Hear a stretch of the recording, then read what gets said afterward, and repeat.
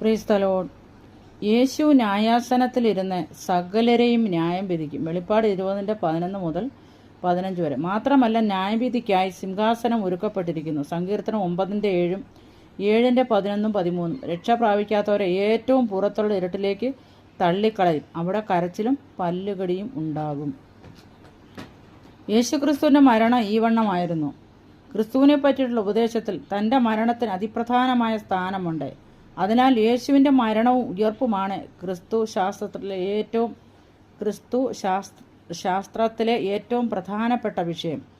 4 സുവിശേഷങ്ങളും ഏറ്റവും പ്രാധാന്യം കൊടുത്തതും ഏറ്റവും വിശുദ്ധമായി രേഖപ്പെടുത്തിയതും ആയതിനാൽ സംഭവങ്ങളാണ് അതിനകത്ത് നമുക്ക് കാണാൻ കഴിയുന്നത്. അഥവാ സുവിശേഷത്തിൻ്റെ അന്തസത്ത എന്നത് യേശുവിൻ്റെ ക്രൂശു മരണമായിരുന്നു. അതിനാൽ യേശു ക്രിസ്തുവിൻ്റെ ജഡാവതാരത്തിൻ്റെ ഏറ്റവും വലിയ ഉദ്ദേശവും നമുക്കുള്ള മരണമായിരുന്നു. ക്രിസ്തുവിൻ്റെ മരണത്തെപ്പറ്റി ഏകദേശം 175 പ്രാവശ്യം പുതിയ നിയമത്തിൽ രേഖപ്പെടുത്തിയിട്ടുണ്ട്.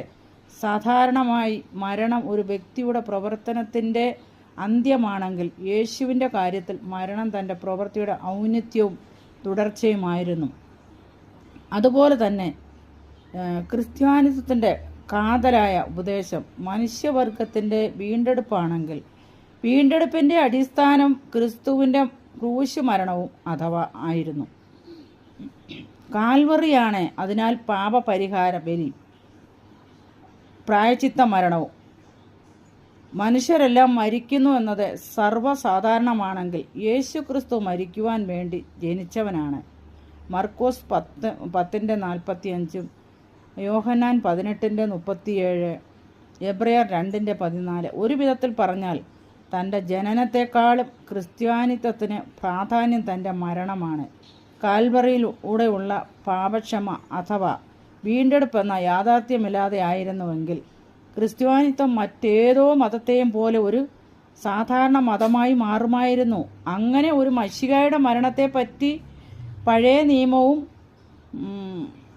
ദാനിയേലിൻ്റെ 9:26, പുതിയ നിയമവും 1 പത്രോസ് 1:11 ഒരേപോലെ പ്രതിപാദിക്കുന്നു. സ്വർഗീയ ദർശനത്തിലും ക്രിസ്തുവിൻ്റെ മരണം പ്രതിപാദ്യ വിഷയമായിരുന്നു. ലൂക്കോസ് 9:30-31. മാത്രമല്ല, സ്വർഗീയ ഗായക സംഘം പോലും ഈ വിഷയം ഗാനമാക്കി അഥവാ ആരാധനാ വിഷയമാക്കി. വെളിപ്പാട് 5:8-12. അങ്ങനെ യേശുവിൻ്റെ മരണത്തിലൂടെ സുവിശേഷത്തിൻ്റെ അടിസ്ഥാന പ്രമേയം അവതരിക്കപ്പെട്ടു. അപ്പോസ്തലന്മാർ അത് പ്രഘോഷിച്ചിട്ട് 1 കൊരിന്ത്യർ 15:3-5. അങ്ങനെ തിരുവെഴുത്ത് നിവർത്തിയായി.